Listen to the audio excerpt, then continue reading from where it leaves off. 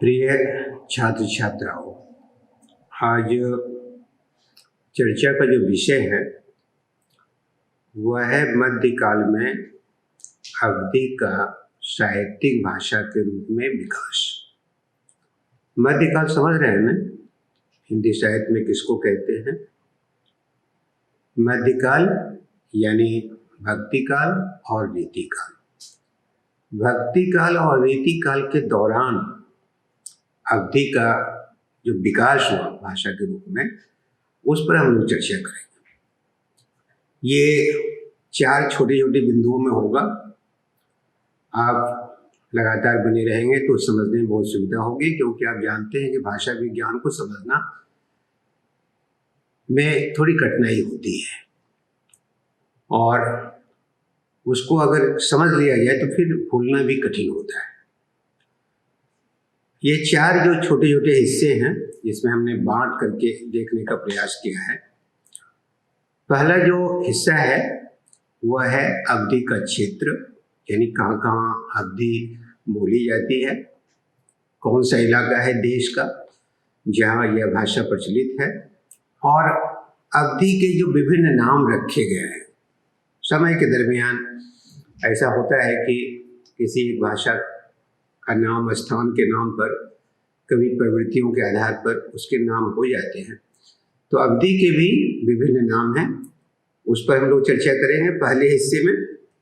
दूसरा जो हिस्सा होगा वह हिस्सा होगा उसकी विभाषाएं, यानी उपबोलियाँ कौन कौन सी हैं, और अवधि की जो उत्पत्ति हुई है वह कहाँ से हुई है, किस अपभ्रंश से हुई है, इसका संबंध किससे है, तो उसके बारे में चर्चा करेंगे। छोटा सा हिस्सा होगा।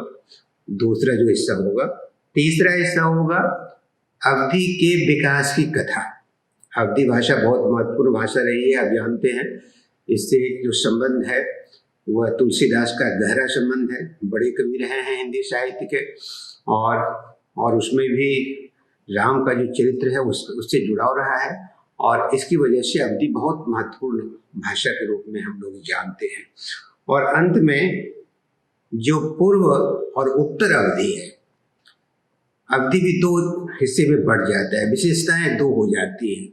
तो हम लोग समझने का प्रयास करेंगे कि पूर्व की जो अवधि है वो कैसी है, और उत्तर की जो अवधि है, बाद वाली जो अवधि है वो कैसी है, और इसकी ध्वनियाँ कैसी है। तो एक हद तक एक समझ बन जाएगी कि अवधि का रूप क्या है, उसका स्वरूप क्या है, और साहित्यिक भाषा के रूप में उसका विकास कैसे कैसे हुआ है। यह बहुत आवश्यक होगा कि ये जो 4 छोटे छोटे हिस्से में जो बटा हुआ है, इसको क्रमशः हम लोग देखेंगे और समझने का प्रयास करेंगे। आप बने रहेंगे इस क्रम में, तो आपको अवधि के बारे में एक पूरा ज्ञान, एक मुकम्मल ज्ञान आपको हो पाएगा।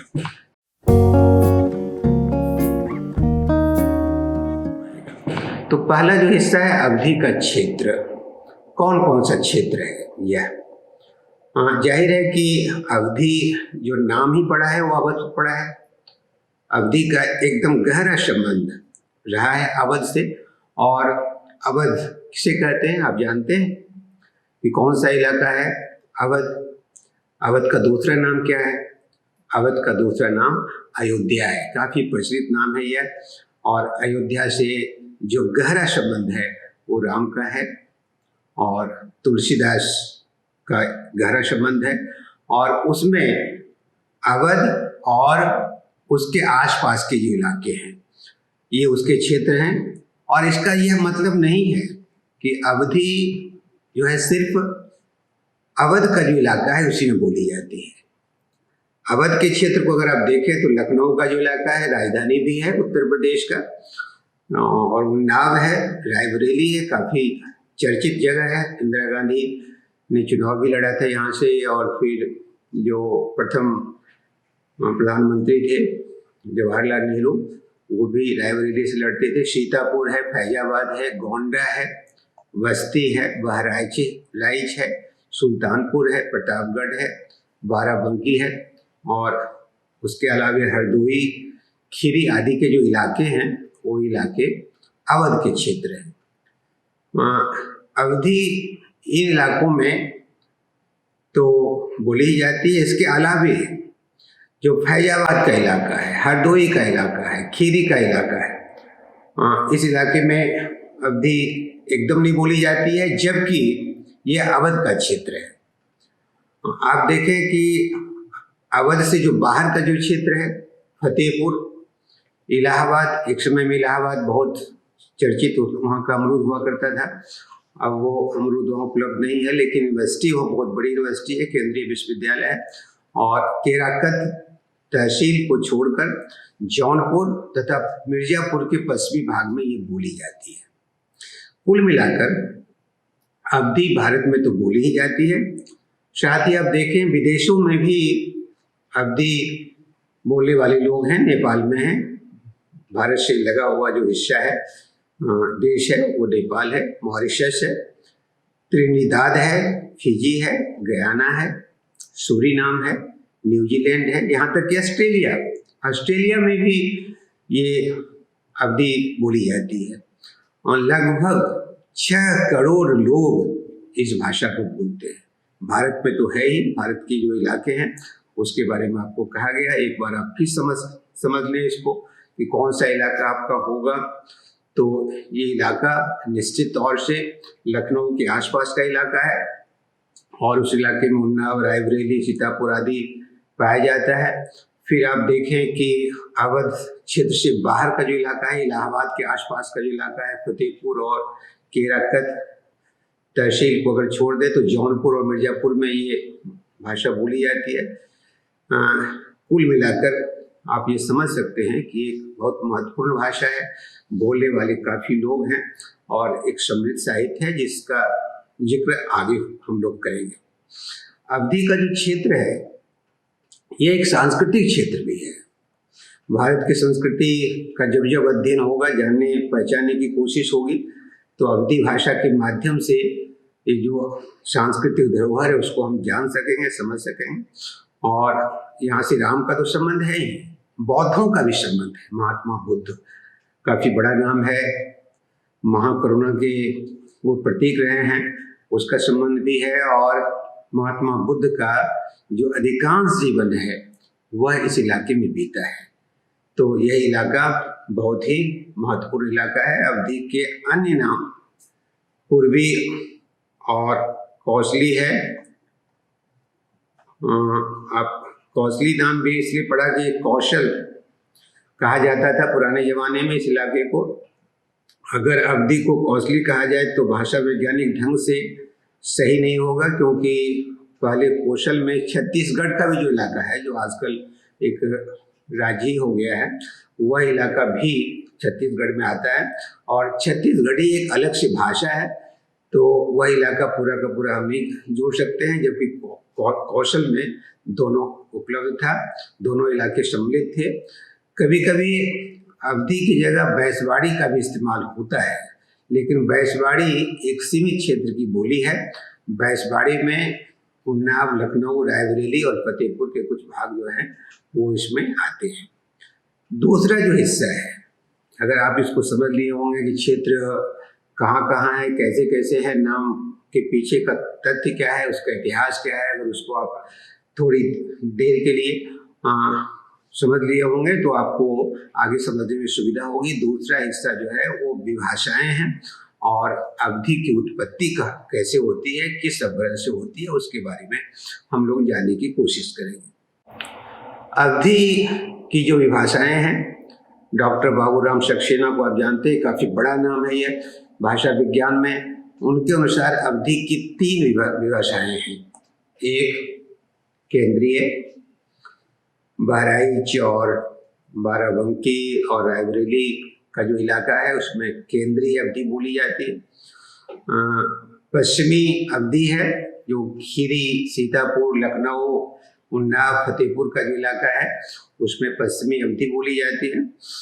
फिर आप देखें कि पूर्वी जो अवधी है वो गोंडा, फैजाबाद, सुल्तानपुर, इलाहाबाद, जौनपुर, मिर्जापुर आदि में ये बोली जाती है।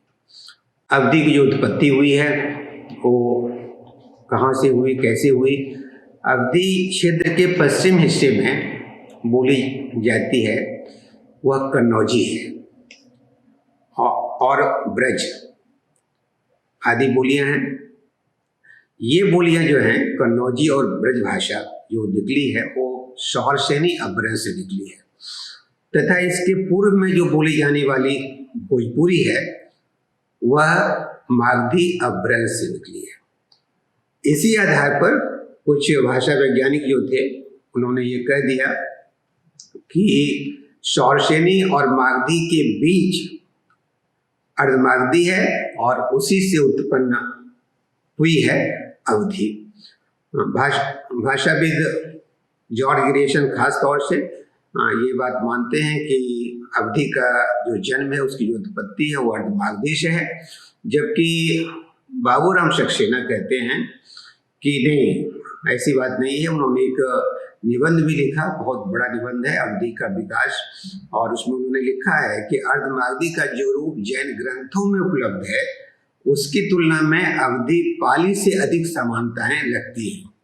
तो उनको लगता था ऐसा कि अवधी का गहरा संबंध पाली से है, न कि अर्धमागधी से। भाषा वैज्ञानिक डॉक्टर भोलानाथ तिवारी का मानना है कि अवधी कौसली से उत्पन्न है। कौसली का पहली बार उल्लेख 8वीं सदी के ग्रंथ कुवलय माला में मिलता है, जबकि अवधी की उत्पत्ति अन्य भारतीय भाषाओं की तरह 10वीं या 11वीं सदी के आसपास हुई है। अब देखिए एक दूसरी बात जो कह रहे हैं डॉक्टर भोलानाथ तिवारी, इसको समझने का प्रयास कीजिए। ये कह रहे हैं कि कौसली कोई अपभ्रंश है नहीं और उससे किसी भाषा का जन्म हुआ नहीं है। तो उन्होंने एक प्रस्ताव कर दिया है अपनी किताब में कि कौसली का जो जन्म है वह एक, ये क्या कहते हैं, अवधी का जो जन्म है वह कौसली से है और इसको एक अपभ्रंश मान लिया जाए। तीसरा जो हिस्सा है वह है अवधी के विकास की कथा, और ये महत्वपूर्ण हिस्सा है। इसको आपको समझना होगा जब इस विषय पर आप हैं कि मध्यकाल में अवधी का कैसे विकास हुआ है, जिसको समझना बहुत जरूरी है। हम 3 कालों में इसको व्यक्त कर सकते हैं समझने के लिए। प्रारंभ से 14वीं ईस्वी तक, दूसरा 14वीं से 17वीं ईस्वी तक, और तीसरा 17वीं से अब तक। बीच वाला जो हिस्सा है 14वीं से 17वीं तक, ये बहुत महत्वपूर्ण है क्योंकि यही मध्यकाल है और इस काल में कैसी भाषा विकसित हुई है इसको ज़्यादा जानने समझने की जरूरत है। अवधी के जो प्राचीनतम रूपों के बीज पहली सदी से भी पूर्व मिलते हैं। पहली सदी से पूर्व अवधी के बीज मिलते हैं। पहली सदी के 200 वर्ष पूर्व और 200 वर्ष बाद हमें पिपरहवा, सोहगौरा, सारनाथ, रोमन देव एवं खैरागढ़ के जो अभिलेख हैं उसमें इसके चिन्ह मिलते हैं, एक तरह से बीज मिलते हैं। हम कह सकते हैं कि अवधी का संकेत आ रहा है। इस संदर्भ में सोहगौरा का महत्व बहुत ज़्यादा है, लेकिन निश्चित तौर से ये बीज रूप ही है। हम ये नहीं कह सकते कि अवधी का ही रूप है, ये बीज रूप है। इन अभिलेखों में अन्य प्राकृतों की प्रवृत्तियां भी मौजूद है। अवधी के रूप को हम प्राकृत पेंगलम, राहुल बेल, उक्ति व्यक्ति प्रकरण एवं कृतिलता में भी देख सकते हैं। वैसे ये तमाम ग्रंथ अपभ्रंश के माने जाते रहे हैं और मुख्य बात यही है कि अपभ्रंश के ग्रंथ है, लेकिन अवधी के संकेत हैं, अवधी के चिन्ह हैं, अवधी के रूप हैं और आप उस वहाँ पा सकते हैं। कुछ विशेषताएं, कुछ खासियत वहाँ मिल सकती है। 14वीं ईस्वी तक अवधी का निर्माण काल है, इसे आदिकाल भी कह सकते हैं। इसके बाद 17वीं ईस्वी तक मध्यकाल है, यानी 14वीं ईस्वी से 17वीं तक एक मध्यकाल है और मध्यकालीन अवधि का रूप पहली बार मुल्ला दाऊद की जो किताब है लोरकहा या चंदायन 13वीं सदी में, वहाँ अवधि के रूप मिलते हैं पहले और फिर लालच दास की हरिचरित्र 15वीं शताब्दी के बाद की किताब है। सूरज दास की राम जन्म 15वीं सदी के अंतिम चरण में ये किताब लिखी गई है सूरदास की। किताब का नाम है राम जन्म। ईश्वरदास की जो सत्यवती कथा है, सत्यवती कथा काफ़ी चर्चित कथा रही है और इसमें भी वो अवधि मौजूद है। 1501 ईस्वी में ये किताब लिखी गई है। तथा दुर्गा रोहिणी ईश्वरदास की भरत मिलाप 16वीं सदी के प्रथम दशक में ये किताब मिलती है। ईश्वरदास की अंगद पैच किताब जो है वो 16वीं सदी के प्रथम दशक में ये किताब लिखी गई है। कुतवन की मृगावती बहुत चर्चित किताब है और प्रेम काव्य में इसका बहुत जिक्र आता है। 1503 ईस्वी में ये किताब लिखी गई है। और अब देखें कि इसके बाद महत्वपूर्ण कवि जो है जायसी, मलिक मोहम्मद जायसी, पद्मावती इनकी किताब है, बहुत महत्वपूर्ण किताब है। आलम है, रिजकुल्ला है, तुलसीदास खुद हैं, उस्मान है, चतुर्भुज दास है, लाल दास है, नारायण दास है। और इनकी जो रचनाएं हैं, इन रचनाओं में अवधि निश्चित तौर से पूरे दमखम के साथ मौजूद है।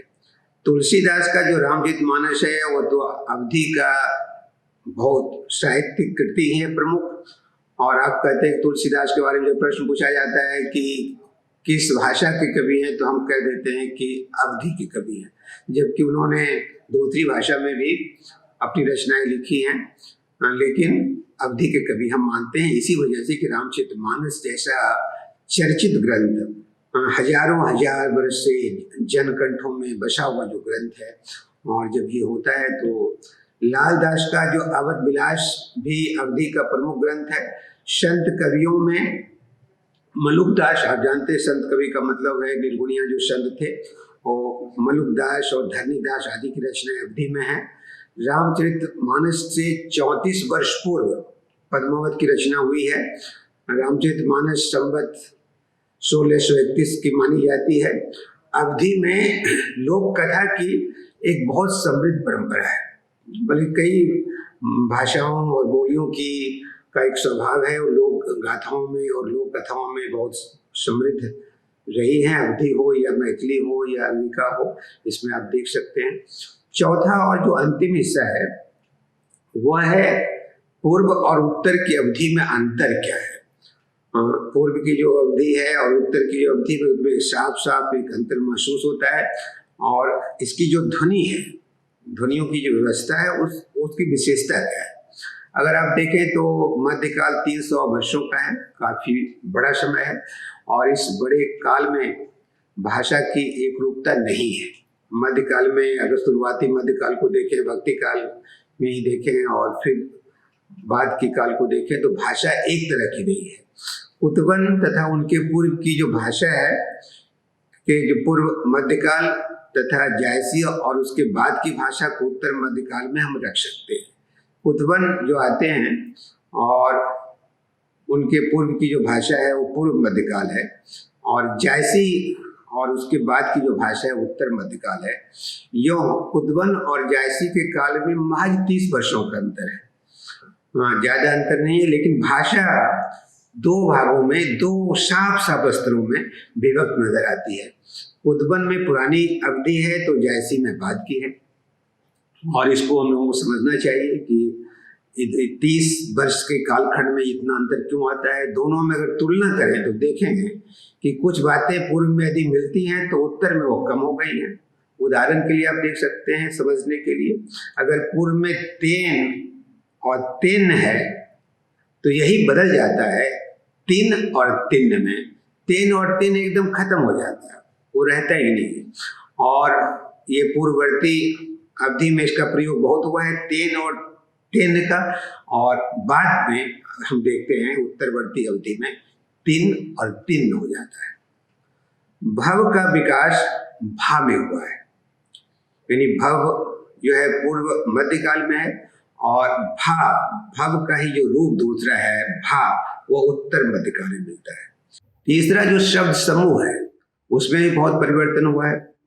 जैसे अच्छ धातु का पूर्व मध्यकाल में बहुत प्रयोग हुआ है और बाद में यह लगभग लुप्त हो गया है।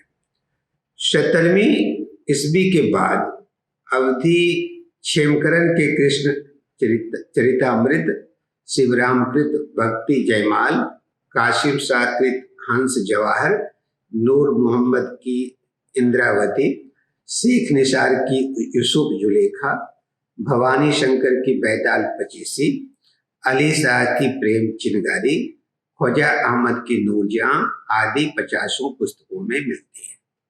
अब थोड़ी ध्वनियों की व्यवस्था देख लें, ये कि ध्वनियाँ कैसी हैं। तो स्वर ध्वनियों में ए और ओ के ह्रस्व और दीर्घ दोनों रूप मिलते हैं। सभी स्वरों के अनुनासिक रूप मिलते हैं। तालब स्व, मूर्धन्य स्व, दंत स्व के स्थान पर सिर्फ दंत स्व मिलता है। री के स्थान पर री मिलता है, ऋषि, ऋषि। हिंदी की अन्य बोलियों की तरह अवधी में भी ह का आगम होता है। जैसे सहीस में देखेंगे सहीस हो गया, ई के जगह पर ह हो गया। लौ के स्थान पर रॉ हो जाता है, जिसे मूसल को मूसर कहते हैं। इसके वैकरणिक बीज रूप हैं, जैसे संज्ञा हो, सर्वनाम हो, प्रसर, क्रिया, क्रिया विशेषण आदि बहुत समृद्ध है। और इसको एक अलग से एक टॉपिक बना के हम लोग इस पर बात कर सकते हैं। तो इस तरह से आप देखें तो मध्यकाल में अवधी का जो रूप है और अवधी का विकास कैसे हुआ है, इसके नाम कैसे पड़े हैं, इसका इलाका कौन सा है, आप इसको समझ सकेंगे। और मुझे लगता है कि आप हमारे चैनल से जुड़े रहें, सब्सक्राइब करें और इसको पूरा का पूरा वीडियो देखें तो आपको समझ में आएगा और आपको प्रतियोगिता में काफ़ी सहयोग मिलेगा और काम बहुत बढ़िया करेंगे। आप सबको बहुत बहुत शुभकामनाएं, बहुत बहुत धन्यवाद।